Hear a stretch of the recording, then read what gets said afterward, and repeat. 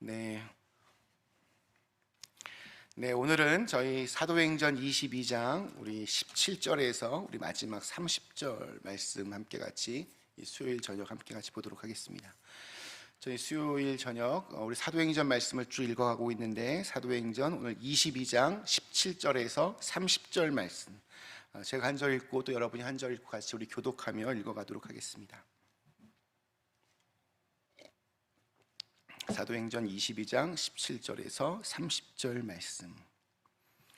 후에 내가 예루살렘으로 돌아와서 성전에서 기도할 때 황홀한 중에 봄에 주께서 내게 말씀하시되 속히 예루살렘에서 나가라. 그들은 내가 내게 대하여 증언하는 말을 듣지 아니하리라 하시거늘 내가 말하기를 주님 내가 주를 믿는 사람들을 가두고 또 각 회당에서 때리고 또 주의 증인 스데반이 피를 흘릴 때에 내가 곁에 서서 찬성하고 그 죽이는 사람들의 옷을 지킨 줄 그들도 아나이다. 나더러 또 이르시되 떠나가라. 내가 너를 멀리 이방인에게로 보내리라 하셨느니라. 이 말하는 것까지 그들이 듣다가 소리질러 이르되 이러한 자는 세상에서 없애버리자 살려둘 자가 아니라 하여 떠들며 옷을 벗어던지고 티끌을 공중에 날리니 천부장이 바울을 영내로 데려가라 명하고 그들이 무슨 일로 그에 대하여 떠드는지 알고자 하여 채찍질하며 신문하라 한데 가죽줄로 바울을 매니 바울이 곁에 서 있는 백부장들어 이르되 너희가 로마 시민 된 자를 죄도 정하지 아니하고 채찍질할 수 있느냐 하니 백부장이 듣고 가서 천부장에게 전하여 이르되 어찌하려 하느냐 이는 로마 시민이라 하니 천부장이 와서 바울에게 말하되 네가 로마 시민이냐 내게 말하라. 이르되 그러하다. 천부장이 대답하되 나는 돈을 많이 들여 이 시민권을 얻었노라.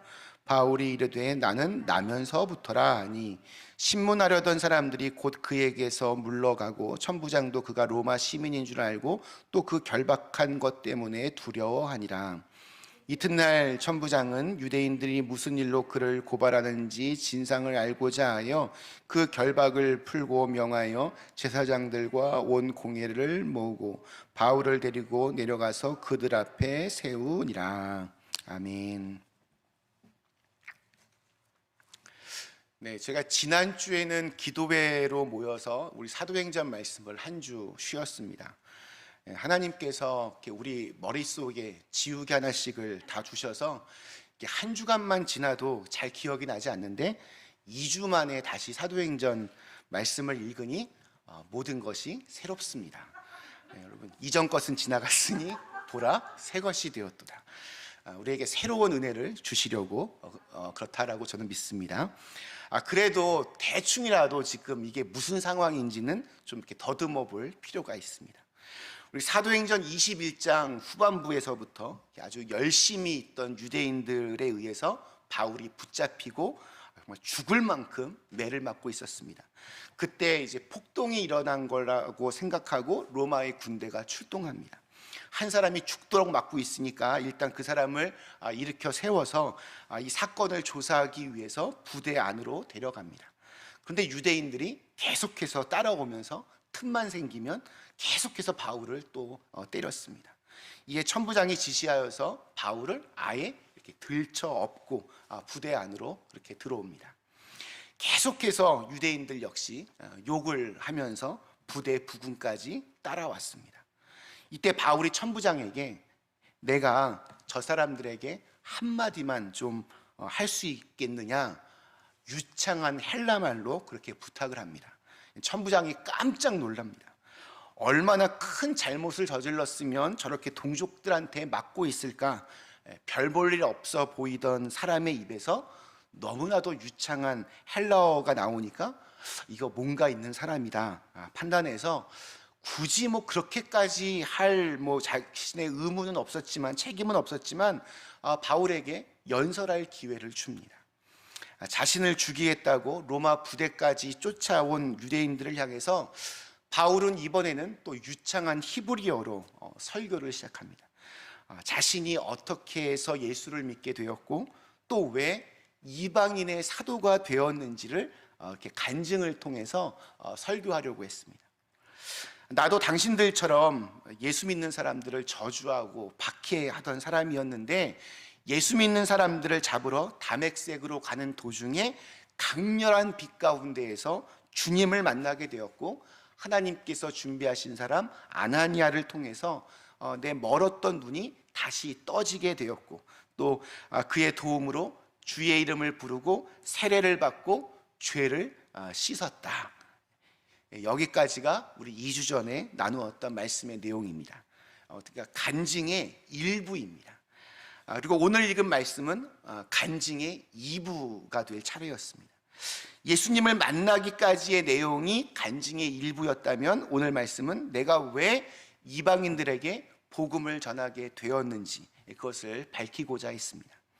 자, 17절, 18절 말씀이 이렇게 오늘 시작합니다. 후에 내가 예루살렘으로 돌아와서 성전에서 기도할 때 황홀한 중에 봄에 주께서 내게 말씀하시되 속히 예루살렘으로 나가라. 그들은 내가 내게 대하여 증언하는 말을 듣지 아니하리라 하시거늘. 주님께서 바울에게 예루살렘을 떠나라 라고 말씀하셨습니다.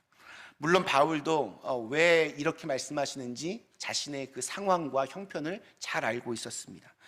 제자들이, 초대교회 성도들이 바울을 잘 이렇게 믿어주지 않았습니다. 그동안 바울이 얼마나 많은 그리스도인들을 박해하고 또 얼마나 그들을 처참하게 잡아 죽였는지 너무나 잘 알고 있었기 때문입니다. 예루살렘에 있던 초대교회 성도들의 입장에서 보면 이건 너무나 당연한 얘기입니다. 그런 바울에게 그런데 주님께서 놀라운 계획을 가지고 계셨고 새로운 일에 그를 부르셨습니다. 우리 21절 말씀, 나더러 또 이르시되 떠나가라. 내가 너를 멀리 이방인에게로 보내리라 하셨느니라. 우리는 여기서 이렇게 바울과 하나님 또 어쩌면 우리와 하나님의 생각에 참 큰 차이가 있다는 것을 알게 됩니다. 당시에는 이방인의 선교 이런 개념 자체가 없었습니다. 그런 말이 아예 존재하지를 않았습니다. 그러니 바울의 입장에서 누구보다도 정말 그 바리새인의 생각과 또 그 유대인의 그 열심이 있었던 이 바울이 이방인들에게 복음을 전하라라고 하는 이 주님의 명령에 순종하는 것이 여러분 이게 어떻게 쉬웠겠습니까? 우리 이사야서 55장 8절에 보면 이런 말씀이 있습니다. 여호와의 말씀에 내 생각은 너희 생각과 다르며 내 길은 너희 길과 달라서 하늘이 땅보다 높음같이 내 길은 너희 길보다 높으며 내 생각은 너희 생각보다 높으니라. 정말 주님의 생각은 바울과 참 많이 달랐습니다. 그런데 또 생각해 보면 바울만큼 이방 선교에 적임자가 없습니다. 그만큼 다양한 언어를 구사하고 또 다양한 문화적인 배경을 가지고 또 그 안에서 예수 그리스도에 대한 분명한 확신이 있었던 이런 바울만큼 이방인 선교에 적임자가 없었습니다. 하나님의 그 관심, 하나님의 그 마음이, 복음이 이제 정말 예루살렘을 넘어서 유대와 사마리아를 넘어서 이제 땅끝까지 이르기를 원한다라고 하는 것을 바울도 알게 되었습니다. 바울이 그 모든 것을 따르기로 결심합니다. 쉬운 과정이 아니었습니다. 딱 한 문장이었지만 하나님의 마음이 무엇인지를 끊임없이 바울은 아마 이렇게 묻고 또 물었을 겁니다. 나중에 바울이 고린도전서 13장에 보면 사랑은 무례히 행치 아니하고라는 표현이 있습니다. 무례히 행치 아니하고라고 하는 말은, 무례하다라고 하는 말은 그러니까 자기 입장에서만 생각하다라는 뜻입니다. 그러니까 뭐 행동을 막 거세게 막 세게 하는 게 무례한 게 아니라 자기의 입장에서만 그렇게 생각하고 판단하고 행동하는 것이 무례하다라는 그러한 표현입니다.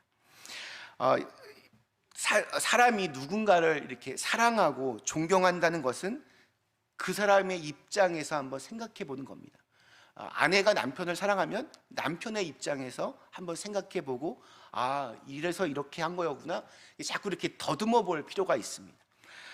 그래서 그 사람의 마음이 아프면 나도 아프고 그 사람이 좋으면 나도 모르게 이렇게 좋아지는 것, 이것이 사랑입니다. 바울은 주님과의 관계에서 보면 이렇게 무례하게 행동하지 않았습니다. 그러니까 자기 생각은 죽이고 부단히 주님의 생각에 집중합니다. 정말 주님께서 원하시는 것이 무엇일까 계속해서 묻고 또 묻습니다. 이것이 바로 충성된 종의 모습인 것입니다. 자, 그런데 주님께서 자신을 이방인에게 보내기로 했다. 이 대목, 여기 이방인이라고 하는 말이 끝나기가 무섭게 유대인들이 더 이상 듣지 못하겠다고 소리를 지릅니다. 바울의 이 설교와 간증이 끊깁니다. 중단이 됩니다. 굉장히 무례한 행동입니다. 22절과 23절에 있는 내용을 제가 좀 더 쉽게 현대인의 성경으로 읽어보겠습니다. 사람들은 바울의 말을 여기까지 듣다가 저놈을 죽여라, 저런 놈은 살려두어서는 안 된다 하고 외치면서 옷을 던지고 마구 먼지를 일으켰다. 여러분, 왜 이 사람들이 지금 이방인이라는 단어가 나오니까 지금 이렇게 흥분하고 있습니다? 바로 자신들이 믿는 하나님이 이방인들의 하나님이 되신다는, 이게 정말 참을 수가 없었기 때문입니다. 어떻게 이방인들이 구원을 받을 수 있고 어떻게 하나님의 백성이 될 수 있는가? 이런 얘기가 하나 있습니다. 하루만 이렇게 술을 마시지 않아도 이렇게 목구멍에 가시가 돋기 때문에 견딜 수 없다고 느끼는 아주 술꾼이 하나 있었습니다. 근데 하루는 그가 이렇게 정말 존경하는 선생님으로부터 책 한 권을 선물 받았습니다. 그 술꾼이 밤을 새워서 그 책을 읽었는데 그분이 주신 책은 술이 사람 몸에 얼마나 해로운지, 이게 얼마나 독약 같은 것인지 자세하게 설명이 되어 있던 책이었습니다. 그 책을 다 읽은 이 술꾼이 엄청난 충격을 받았고 깊은 깨달음을 얻었습니다. 그래서 그는 굳은 결심을 했습니다. 앞으로는 내가 이것을 절대로 하지 않겠다. 만약 내가 또 이걸 하게 된다면 나 자신을 용서할 수 없다. 나는 결코 다시는 안 할 거다. 나는 앞으로 책은 절대로 안 읽겠다. 이렇게 말했다고 합니다. 술을 끊겠다고 하는 게 아니라 책을 안 읽겠다. 이만큼 술 좋아하는 분들은 아주 이게 너무나 간절한 제목입니다. 근데 이 이야기에 2부가 또 있습니다. 자기 제자가 여전히 책을 읽고도 술독에 빠져 있다는 소식을 들은 이 선생님이 찾아와서 그를 만납니다. 자네 그렇게 살면 정말 건강에 문제가 생긴다네. 내가 다른 책을 줄 테니까 이걸 좀 잘 읽어보고 여기 써 있는 대로 그렇게 좀 해줬으면 좋겠네 하며 책을 주고 갔습니다. 나는 절대로 책은 안 읽겠다 이렇게 결심했지만 그래도 그 늙은 선생님이 찾아와서 이렇게까지 해주니까 또 읽어보았습니다. 다 읽고 나서 이번엔 정말 대단한 결심을 했습니다. 내가 이제는 정말 도저히 안 된다. 이제는 내가 정말 결단하고 내가 나가야겠다 하며 그는 굳은 결심을 합니다. 나는 앞으로 저 선생님과는 더 이상 만나지 않겠다. 이게 하여튼 이 술꾼의 그 간절한 자신의 욕망입니다. 놀랍게도 근데 이런 식으로 신앙생활을 하는 우리 교인들도 상당히 많이 있습니다. 정말 중요하고 자기에게 필요한 것은 애써 외면하고 놓치고 엉뚱한 것만 이렇게 중요하다고 이렇게 붙잡고 있는 겁니다. 여러분, 아무리 종교성이 깊고 신앙생활을 열심히 하는 사람이라도 자기가 이렇게 옳다라고 생각하는 것과 다른 말을 듣게 되면 그것이 진리인지 아닌지 좀 분별하고 주님께 물어보고 알아볼 생각은 하지 않고 처음부터 그냥 확 거부해 버리는 그런 성향들이 있습니다. 때로는 그냥 거부하는 정도가 아니라 자신의 어떤 정치적인 성향, 종교적인 확신과는 이렇게 반대되는 이야기를 들으면 그 사람에게 필요 이상으로 막 흥분하고 분노하는 경우들이 종종 있습니다. 바울을 이렇게 없애버리자며 소리치며 난리치고 있는 사람들, 이 사람들이 누구입니까? 하나님을 열심히 믿고 있다 스스로 자신만만해하던 사람들입니다. 하나님의 선택을 받았다, 특별한 선택을 받았다라고 하는 유대인들, 그들은 분노하고 흥분하고 폭력을 행사하는, 지금 계속해서 반복적으로 이러한 모습을 우리에게 보여주고 있습니다. 그런데 이런 모습이 우리에게도 있다는 것을 우리가 좀 기억해 볼 필요가 있습니다. 그러니까 자기 안에 갇혀 있는 겁니다. 내 생각, 내 감정, 내 판단, 내 입장, 내 경험, 그 안에 다른 사람들을 다 가두어 버리고 심지어 하나님까지도 이렇게 가두어 버립니다. 그럼 올바른 믿음이라고 하는 것은 자기로부터 밖으로 나가는 과정이다라고 말할 수 있습니다. 그래서 믿음이란 얼마나 내가 넓어지고 깊어질 수 있느냐, 그래서 얼마나 많은 영혼들을 주님의 마음으로 품을 수 있느냐, 이것이 참으로 중요합니다. 자, 이러한 지금 소동을 이해할 수 없는 천부장이 자, 이제 그만하면 됐다. 바울을 이제 영내로 데리고 가서 채찍질하고 신문하라고 명령합니다. 우리 24절 말씀, 천부장이 바울을 영내로 데려가라 명하고 그들이 무슨 일로 그에 대하여 떠드는지 알고자 하여 채찍질하며 신문하라 한대. 자, 근데 이때 결박당한 바울이 자신을 이제 신문하려고 하는 백부장에게 한마디 탁 던집니다. 그리고 이것이 천부장에게 전해지면서 이게 또 적지 않은 소동을 일으킵니다. 도대체 무슨 말을 했길래 그랬을까요? 우리 25절, 26절 말씀, 가죽줄로 바울을 매니 바울이 곁에 서 있는 백부장들어 이르되 너희가 로마 시민된 자를 죄도 정하지 아니하고 채찍질할 수 있느냐 하니 백부장이 듣고 가서 천부장에게 전하여 이르되 어찌하려 하느냐 이는 로마 시민이라 하니. 나는 로마 시민이다 라는 이 말이 도대체 어떠한 힘을 가졌길래 지금 백부장, 천부장이 지금 깜짝 놀라고 있습니까? 오늘 이 말씀을 보면 바울은 로마 시민권을 가지고 있었는데 이게 뭐 그냥 자기가 뭘 해서 얻은 게 아니라 날 때부터 자동적으로 로마 시민이 된 경우입니다. 이렇게 봤을 때 바울의 가정은 아마 상당한 재물과 또 사회적인 지위와 특권을 가지고 있었던 가정이라고 추정할 수 있습니다. 당시 로마 시민권에는 두 종류가 있었는데 하나는 이렇게 상업을 할 수 있는 그런 거를 허가해 주는 그런 시민권이 하나 있었고 또 다른 하나는 결혼의 권리까지 부여하는 완전한 시민권인데 바울이 가지고 있던 시민권은 이렇게 완전한 시민권이었습니다. 바울은 로마 시민권을 가지고 있었던 사람입니다. 이러한 로마 시민권을 가진 사람들에게는 특별한 인권과 권리가 허락되었는데 로마법으로 그들의 죄가 정확하게 분명하게 판결이 되어 있지 않은 상태에서 함부로 체포하거나 부금하거나 매질을 하거나 십자가에 처형하거나 이럴 수 없었습니다. 판결이 떨어졌는데 이게 내가 너무 억울하다 생각하면 황제에게까지 가서 상소할 수 있는 권한이 시민권자들에게는 있었습니다. 천부장의 경우에는 이렇게 로마 시민권을 돈으로 이렇게 산 경우였는데 이 천부장 참 솔직한 사람입니다. 우리 27절에서 29절에 있는 말씀 한번 보겠습니다. 천부장이 와서 바울에게 말하되 네가 로마 시민이냐 네게 말하라 이르되 그러하다. 천부장이 대답하되 나는 돈을 많이 들여 이 시민권을 얻었노라.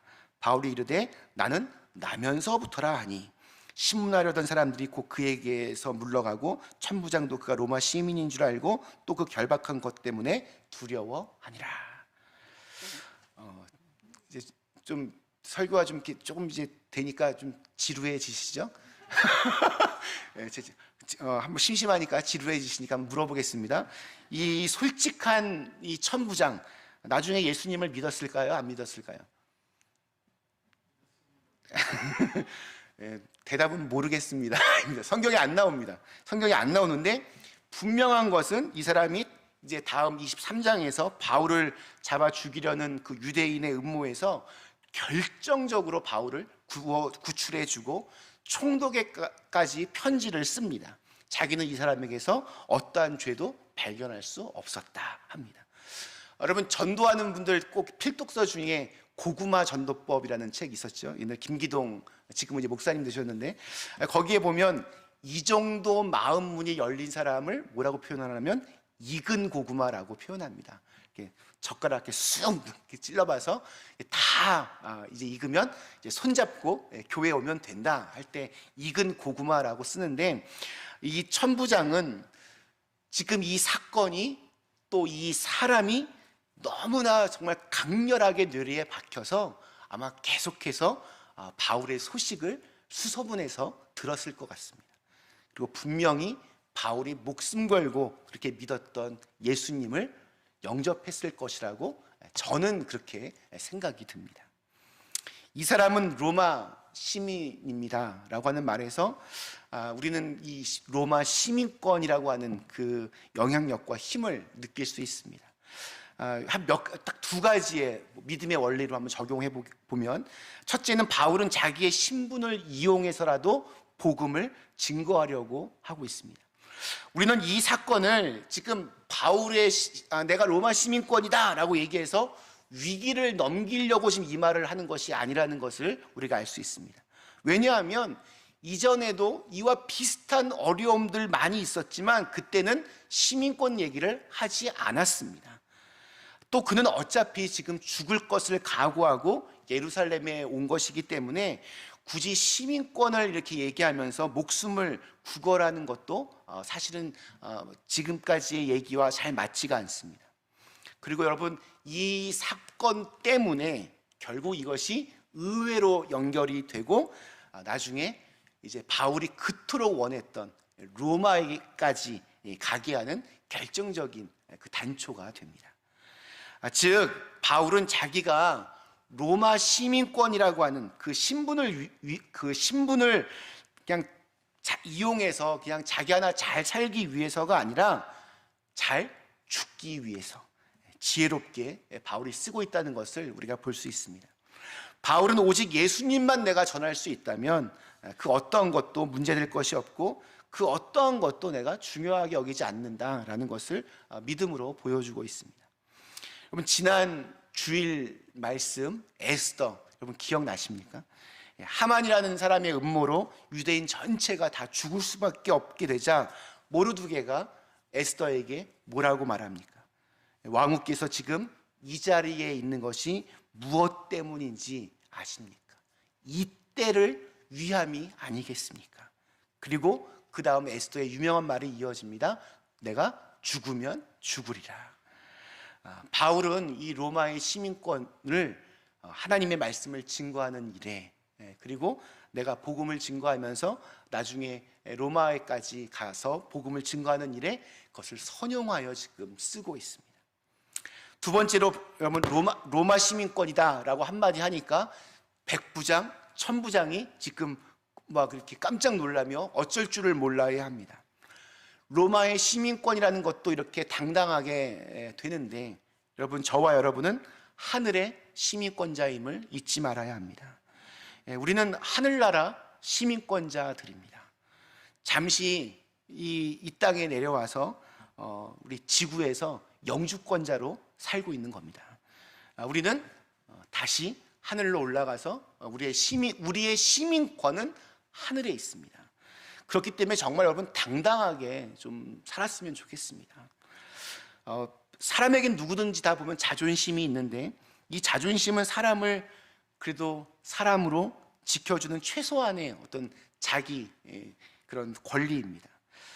여러분, 하늘의 시민권자다라고 하는 이 당당함이 이 땅에서 구차하게 비굴하게 살지 않도록 분명히 인도해 줄 겁니다.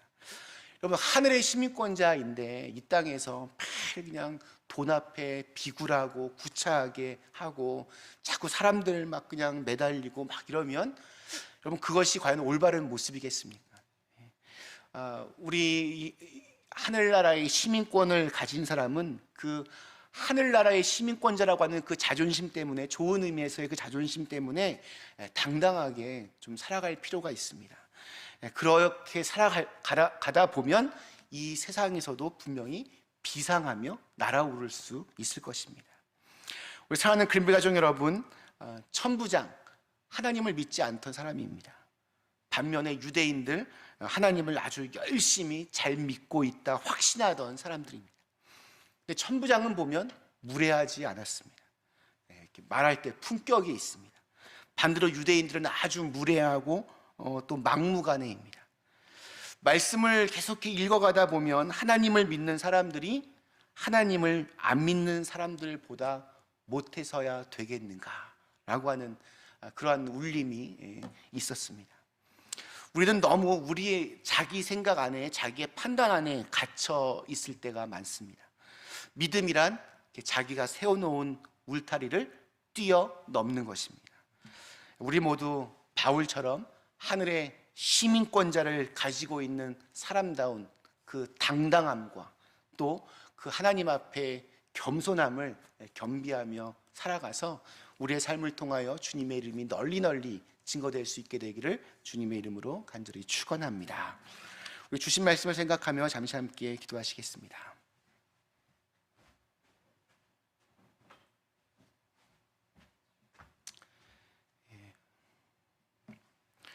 함께 같이 이 시간 오늘 우리 바울이 정말 어떻게 내가 왜 이방인들에게 복음을 전하게 되었는지를 말하고자 하는데 유대인들이 정말 소리를 지르고 무례하게 그 말을 가로막고 바울을 죽이려고 또 소리를 막 분노에 치닫습니다. 이 모습들을 보면서 저희들도 이렇게 돌아보게 됩니다. 오늘 우리들의 모습, 우리들의 특히 하나님을 믿는다고 하는 사람들이 너무 쉽게 흥분하고 쉽게 화를 내고 쉽게 분노하고 또 다른 사람들에게 무례히 행하는 일들이 있지는 않은지 이렇게 돌아보게 됩니다.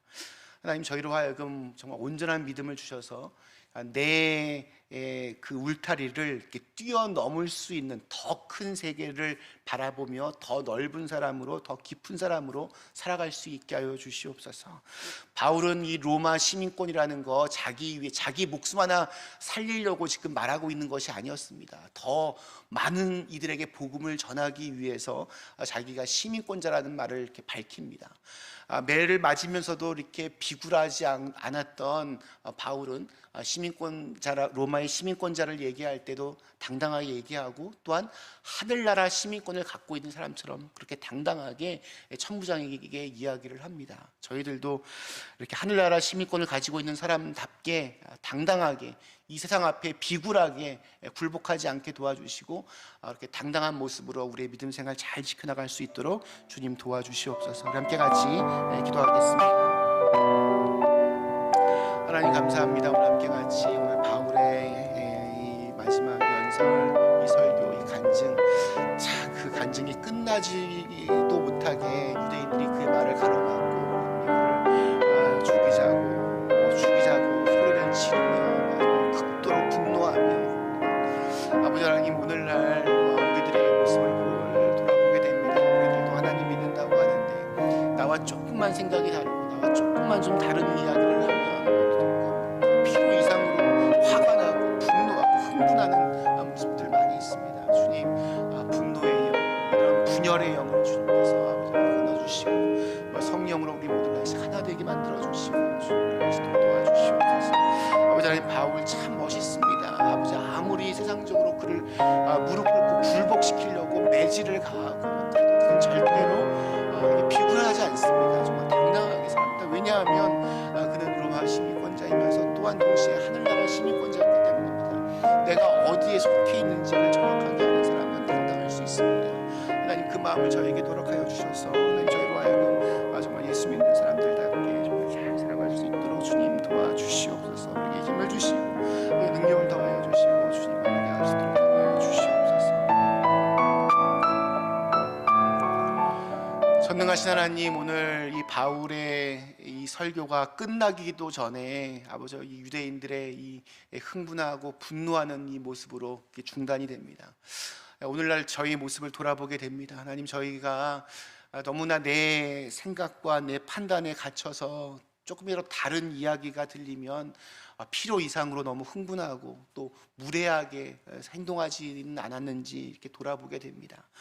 하나님, 저희 예수 믿는 사람들 절대로 무례하게 말하지 않습니다. 무례하게 행동하지 않습니다.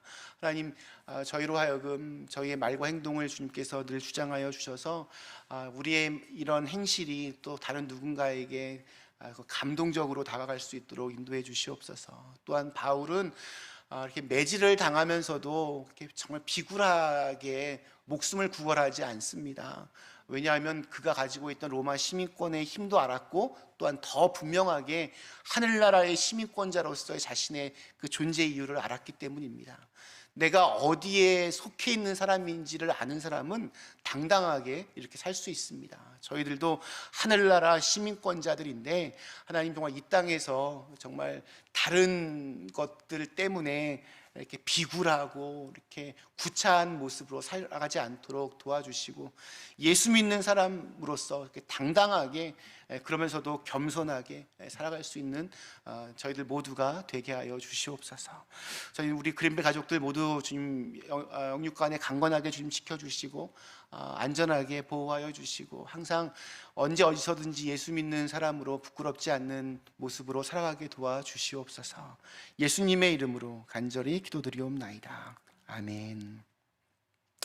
하늘에 계신 우리 아버지여, 이름이 거룩히 여김을 받으시오며 나라의 임하옵시오며 뜻이 하늘에서 이룬 것 같이 땅에서도 이루어지이다. 오늘날 우리에게 일용할 양식을 주옵시고, 우리가 우리에게 죄 지은 자를 사하여 준 것 같이 우리의 죄를 사하여 주옵시고, 우리를 시험에 들게 하지 마옵시고 다만 악에서 구하옵소서. 대개 나라와 권세와 영광이 아버지께 영원히 있사옵나이다. 아멘.